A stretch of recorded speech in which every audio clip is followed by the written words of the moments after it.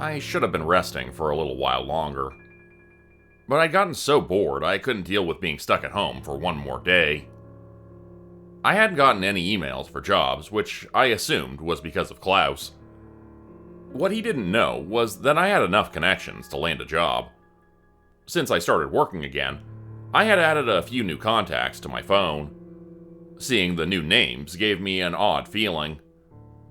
Cameron had heard I started working with agents more often a while ago. She requested I put in a good word for her. Soon, we started exchanging cat memes. I think she enjoyed being able to talk with someone who didn't care that she was a succubus. I asked Harp if she knew any good jobs. Someone must have gotten to her before I did, and she refused to tell me, until my broken bones were fully on the mend. The traitor. I turned to April, who just called me a nerd and refused to share information about work. Finally, Evie came through for me. I asked her what August was up to. She told me about a headhunting job starting a few minutes after I sent her the message. I offered to keep an eye on him, and soon she sent over the key that would magically connect my apartment door to that location. I found myself in a busy field just outside a forest. Of course, the job would be in a forest. There was a mixture of agents and contract workers. I didn't see any hunters, which made me already know some details of this request. I tracked down someone in charge to get some more information. I was given a basket, like the one I had previously used to pick up trash. I attached it to my hip and rented out a small sword. Headhunting was exactly what it sounded like.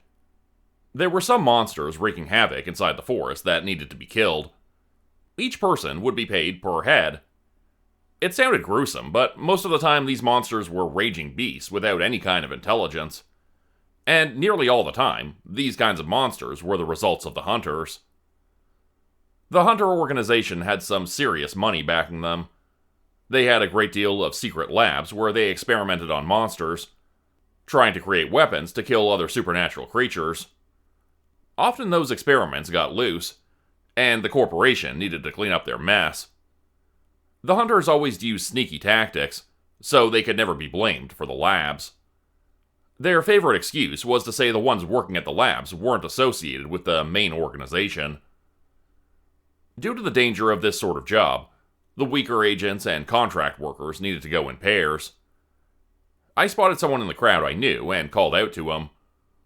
Jacob turned. When he saw who had shouted his name, he scowled and started to walk away. Even after our meeting at the card convention, he still didn't like me much. He looked different from the last time I'd seen him. His hair was tied back and he wore form-fitting clothing. Any sense of style was replaced with function. His shoes were practical, and he wore a few blades around his waist. He looked to be getting stronger, but I still worried about him. I needed to find a partner. I kept scanning the busy crowd hoping to see August. Instead, someone else found me. A shorter man called me over. My stomach tightened when I realized who it was. I hoped to not run into him again so soon. At least our meeting was quick. Richmond, was it? Could you partner up with Kurt for tonight? Lupa asked, as he gestured towards another man nearby. He heard his name and gave a small wave. From the looks of things, Kurt was another contract worker. He also had a basket on his hip. There was a holster for a small pistol on his thigh. He didn't appear overly fit. In fact, he looked so thin I wondered if one good hit might be enough to take him out. I don't mind. I'm ready to go whenever he is. I nodded. We both started towards the forest, as most of the agents had already gotten to work. I saw August and called out to him, hoping the three of us could work together. He barely acknowledged me, and kept walking. That was odd. It was fine if he had already paired up with someone, but his smile appeared forced. I'd expected him to at least come over to give me an update about Lucas. What a cold shoulder. Is that an axe or something? Kurt joked. No, I think he just has some personal stuff going on. Let's get started, before everybody else clears out the forest, I said, pushing the exchange out of my mind. We didn't get very far into the woods by the time we came across the first body. Only the contract workers needed to collect the heads to be paid. The agents were paid differently. Most of them did this job to protect humans, and often didn't even accept the full amount offered. The creature was human-like and thin. The skin was a pale blue color. An agent had killed this creature, and left the body to be collected later. The creature's eyes were a gross, milky white that bulged out of their sockets. The nose was nothing but slits in the face, and the teeth were extended, sharp points that didn't fully fit inside the mouth. Kurt stopped to give the creature a slight nudge to make sure it was dead. He then got down, pulling out a long knife, ready to cut off the creature's head. "What? Be a waste to let it sit here," he said, without an ounce of shame. It wouldn't take him too long to saw off the head. I wanted to keep going, not just because of the money. The quicker we killed them, the less likely other people fighting tonight would get hurt. "Can I see your basket for a second?" Kurt stopped in his grim task to consider if he trusted me enough. Carefully, he handed over the basket and watched as I shoved the creature's head inside. The baskets had a spell on them to transport only these creatures through and to a processing area. I looked hard, trying to see the threads of magic making the spell work. It wasn't a complex spell, so I was able to turn it off for a second. Turning off the spell was basically closing the door. As I removed the basket, I turned the spell back on. The creature's head had been neatly cut off when the spell stopped. Kurt didn't understand what I had just done. He turned over his basket, trying to understand what had just happened. "I'll send the heads through for us. It'll be much faster that way," I told him, but didn't explain myself. "All right. Thanks," he carefully said. I bet he was trying to think of what sort of half-breed or creature I might be. But I was just better at controlling magic compared to other humans. Nothing more. We carried on looking for any more signs of the creatures lurking in the trees. I kept my ears trained, trying to pick up any sounds of distress. These experiments might appear weak, but they would be a problem for even an agent if they attacked in numbers. "How long you been doing this job?" Kurt asked, trying to break the tension. I didn't think it was a good time for a chat, but I answered to humor him. "On and off since I turned 18, I told him. He appeared on the younger side. I bet I had more experience killing monsters than he did. At least he wasn't scared, so I didn't need to worry about him getting spooked and running off the moment a monster appeared. "How did you get into this job? I mean, if you're human, then most likely a monster ate someone you cared about." I sighed, not wanting to get into all this. Most hunters were humans who had been hurt by a monster in the past, or were close with someone who'd been. The job of a hunter was revenge. Contract workers were after money. My mother was a contract worker. She never wanted me to follow in her footsteps, but I've been around supernatural creatures since I was born. I started working after she died. Now, can we focus on the task at hand? These creatures are going to hear us and try to jump us. Kurt waved away my concern. The sun had started to set, and I wasn't looking forward to being ambushed in the dark. "We'll be able to hear those clumsy things a mile away," he shrugged. "Above you," I told him. It took him a second to realize my warning. I pulled him out of the way just in time, as one of those creatures fell from the branches. It landed hard, mouth open and screeching. It recovered quickly and moved fast on all fours. I almost didn't get my sword out in time to slash at its claws. I cut it before it reached me. Since it was focused on trying to rip my guts out, it didn't notice Kurt. He drew his pistol and fired once into the large, white eye of the monster. It collapsed in the dirt. I drove the sword into the skull just in case. No such thing as overkill when it came to monsters. The creature jerked and twitched as I pulled the blade back out. "Can I have this one?" Kurt asked with a half smile on his face. I assumed he needed the money more than myself. I nodded and took his basket again. When I started to put the creature's head inside the basket, The mouth moved on its own. I pulled away, but a few teeth caught my hand. The cut wasn't that bad. It just stung a little. Kurt was nice enough to clean the blood off my hand with some tissues he had in his pocket. Then he slapped a band-aid on the small wound. We were ready to keep moving, this time with much less talking. When night fell, small floating lights started to appear. They had been made by some agents, so the ones who couldn't see in the dark had more of a fighting chance. We ended up killing 3 more of those creatures, but didn't bump into anyone else. Kurt made sure to land the killing blow, so he would be the one to claim the bounty. I was doing most of the work, but I didn't care enough to make a big deal about it. If August was here, then that meant I could get a free dinner at his place after the job. I could afford 1 more day without pay if someone needed it more. I think they overestimated how many of these creatures there are. We haven't come across that many. I was hoping we wouldn't be able to go 10 steps without finding them, Kurt said after 2 hours. There were a lot of people here tonight. Maybe they already got to them, I suggested. We'd come across 5 headless bodies. It did feel like a bit of a low number, considering how many people I saw entering the forest to take care of this job. Maybe there wasn't a lot of contract work right now. It was a bit odd to have so many agents for such a low threat level. We haven't seen anyone either. Kinda weird, Kurt pointed out. Not really. Most agents have better senses than us. They know where we are from 100 feet away. They'll only come if we need help. They want to cover more ground, so no sense in grouping up, I explained. Is that so? Kurt muttered to himself from behind me. I kept walking, my eyes scanning the dark trees looking for movement. I heard a shot echo through the trees. At first, I thought Kurt was in danger. I turned, trying to see the threat, only to find him standing there, gun drawn and pointed in my direction. An odd warmth started to flow down my side. I glanced down to see something my brain hadn't caught up to yet.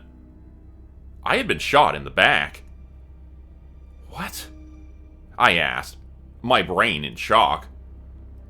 Kurt tossed something at my feet. His smile appeared even more menacing in the dim light. I found my legs grew unsteady. I collapsed to my knees, staring in horror at the charm made of twigs.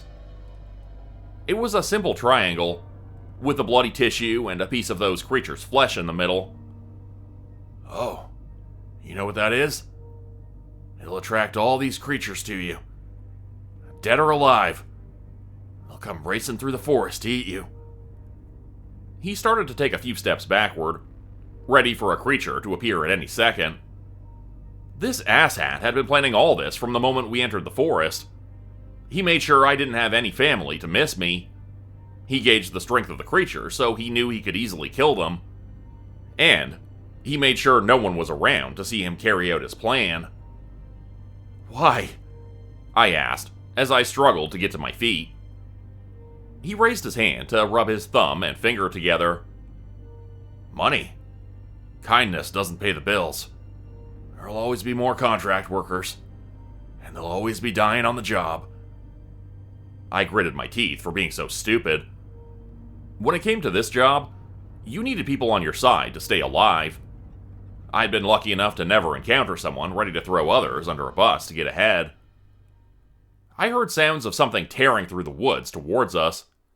I didn't have much time.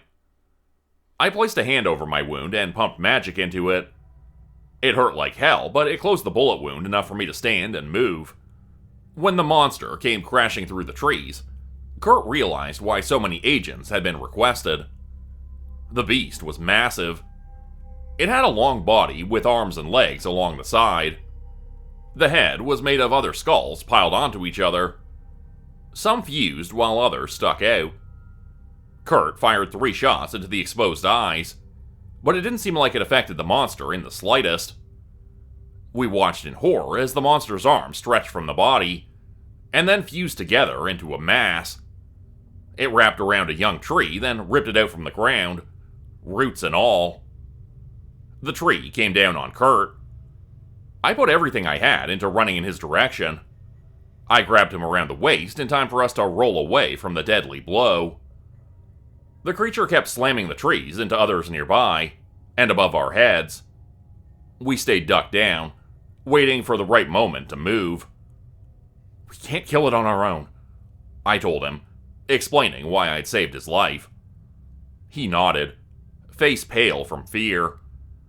I just hoped he wasn't going to shoot me in the back again. My side hurt like a bitch, but I got up and ran towards the monster, dodging blows. Kurt kept shooting, aiming for weak points in the hands, keeping the creature unfocused. No matter how many limbs I sliced off, it felt endless.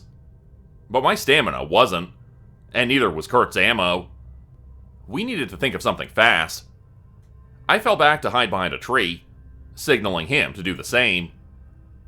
While I was catching my breath, Kurt was doing something else. He'd taken a piece of chalk to start drawing a large rectangle on the wide tree trunk he was hiding behind. The magic doors were a simple concept. Draw a door, insert the key in the drawn-on lock, then the fake door will become a real one. If you had access to a real door, which you had permission to use, you could insert the key for the same result. Kurt had his hand on the handle, ready to bail, when the monster curled around the tree. He ducked as the long body wrapped around the huge tree trunk, easily snapping it in half, destroying the door and the one-use key in the process. The monster lowered its collection of heads, eating away at the wood, confused about where the magic it sensed had gone off to. Well, there goes that idea. I didn't have a key to get us away from here. Kurt appeared too scared to move, and would be eaten in the next few seconds. My sword wasn't doing enough damage. I needed to think of something. I stared hard at the creature, looking at the flow of magic it held, looking for a weak spot. It held most of its power inside its many heads. The heads we were supposed to be collecting. An idea came back to me. I raced over and climbed up the abomination, avoiding snapping teeth. I ripped the basket from my waist and shoved it over the first head I saw. I then shut off the spell, cutting off the head and moved on to another. The beast screamed in pain. If we had any chance at killing this thing, we needed to take off the heads. I was tossed off, landing hard on the ground. My lungs and muscles burned from the effort. Kurt stayed on his knees, his mind overwhelmed by shock. Yes, he'd tried to kill me, but I pushed past that to save us. I was slammed down to the ground at least 5 times. My body wanted to give up. I refused. I swallowed my pain and fear to keep fighting. When I was tossed aside for the final time, the monster was done with me. It grabbed a hold of my chest with a large hand to keep me still as its neck transformed. All the heads fused into one. The long neck transformed into something snake-like. The face shot out towards mine, mouth open with countless teeth, waiting to rip into my flesh. 2 shots rang out. Kurt had used the last of his ammo to distract the monster long enough for me to force the basket over its head. I turned the spell off, finally killing the gruesome beast. I let myself sit on the rough ground to collect myself. Kurt slowly walked over to remove the large hand from around my chest. He sat down next to me, eyes wide and face nothing but a blank expression. "Hey," I said, and my voice made him jump. "Are we cool?" I was done fighting for the night. After a rest, I could only walk out of the forest. If Kurt wanted to kill me, he could have. I was more beat up than he was. I waited for his answer, praying he trusted me enough to not tell anyone he had tried to murder me. He slowly nodded his head. That was a relief. I finally stood up, my every cell protesting. "Are you guys alright?" a voice asked, as a figure came through the woods. "August?" I said, a bit surprised he found us. His clothing was clean. If he had fought those creatures that night, He'd had an easier time than us. I was glad to see him, but something felt off. His smile was different. It made a chill run down my spine. I even looked at his magic flow to make sure it was really him. "What happened here?" he questioned. I nodded towards the creature, as if that was all that was needed. August silently walked through the ruined area of the forest, following our fight. He bent down and brushed away some broken branches to pick something up off the ground. He held it up to show us the broken charm which Kurt had used to lure that massive monster in our direction. At least we knew no more of these creatures would be coming our way. We made that because we weren't finding anything," Kurt said nervously. I didn't like the expression on August's face. I couldn't read him in the dim light. He felt so distant, even though he was only a few steps away. "Why does Richmond have a healed bullet wound?" he said in a low, accusing voice. My hand covered the spot on reflex. An ache started in my chest. I opened my mouth to speak, but nothing came. I already knew nothing I said would stop what was about to happen. Kurt realized it as well. He started running, but August caught up to him in a second. The smaller man was knocked down and rolled on his back. He begged and pleaded to be just arrested. August didn't listen to a single word. He took Kurt's head into his hands and leaned in close. "How many contract workers have you killed?" August asked, in such a dark voice it scared me. "Arrest me, and I'll admit to everything," Kurt replied, his voice on the verge of tears. That was the wrong answer. I wanted to look away, but I forced myself to watch. August turned his hands into sharp claws. No matter how much Kurt struggled, he couldn't get free. The tip of the claw came down in the middle of his forehead, causing him to freeze. August slowly dragged the claw down through the middle of the man's face. His cold expression never changed. When he reached under the chin, he stopped. Then, he placed his thumbs on either side of the long cut and pulled. A cracking sound echoed through the woods as August pulled open Kurt's face. He finally let his human mask slip. His monstrous face lunged downwards to devour the soft, tender brains waiting for him inside the now halved skull. I must have fainted then. My next memories were waking up on a cot inside a small medical tent. My body hurt and I felt too exhausted to sit up. A pair of hands reached over to adjust the blanket over my chest. August sat next to me, silently ensuring I was comfortable. "Did Lupa put you up to that?" I asked, my voice cracking from a dry throat. He nodded, confirming my suspicions. Lupa didn't like wasting resources. He simply would not turn a blind eye to someone disposing of something he could use. He also knew Kurt wouldn't admit to all of his crimes. The only way to know for certain how many lives had been lost was to use August.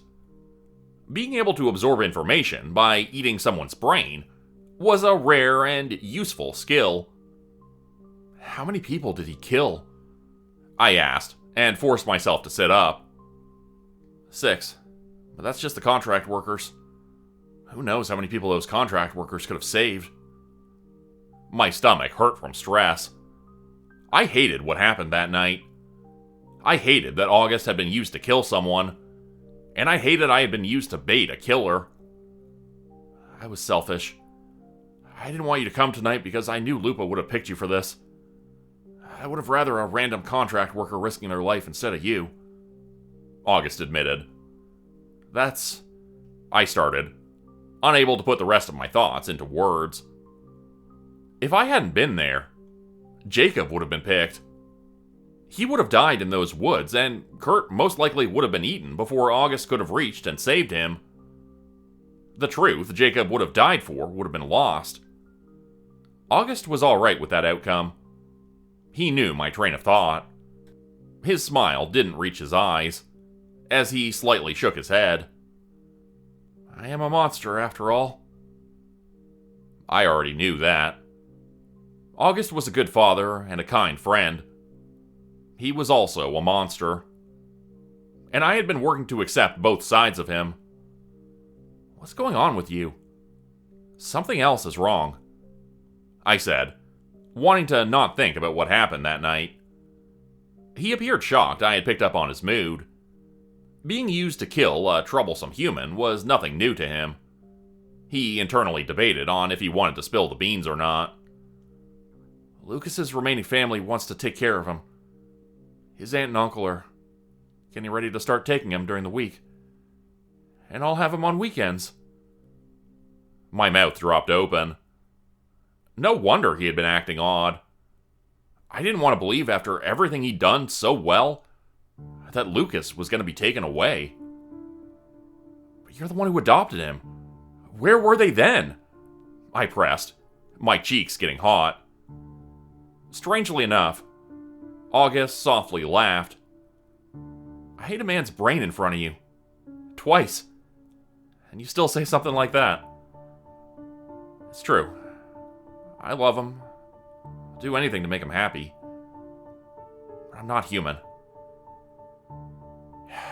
He should be with his biological family. Around humans who understand him. It's frustrating. I'll always treasure the time I had with him. He sounded like he'd already given up. I shook my head, not wanting to believe this. Even after everything I'd seen him do, I couldn't bear the thought of him losing the son he loved so much. It's alright. For now, I still get to see him. You've had a long night, so don't worry about it. Get some rest and then head straight home. August stood up, ready to leave. He needed to fill out a report and tell the higher-ups the information he learned from his snack. I hated how I couldn't do anything for him. At that moment, I felt a little bit worthless. When I finally came home, I found out I had gotten paid for the heads Curtis had sent in. He must not have had any family for the money to go to instead. It still felt dirty to accept it. I donated the payment to a homeless charity, not wanting to use it for my own goals. Guilt still sat heavy in my stomach. I understood why things happened in the way they did. It didn't stop how conflicted I was. Cameron sent me a random text. Unaware of how I was feeling, I ended up talking to her for a few hours, doing my best to keep my mind off of things. One more job down. But I had accomplished nothing. Become a channel member today for early access, bonus videos, and special emojis only available to members. Check out the description below or click the join button for more info.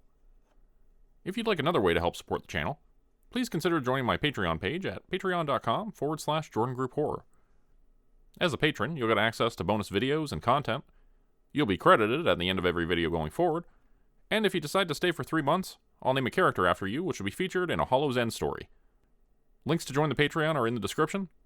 Thanks everyone for listening. Please like, subscribe, and comment to help the channel continue to grow. And see you again next time at 4 p.m. Eastern Standard Time. Hope you have a great night.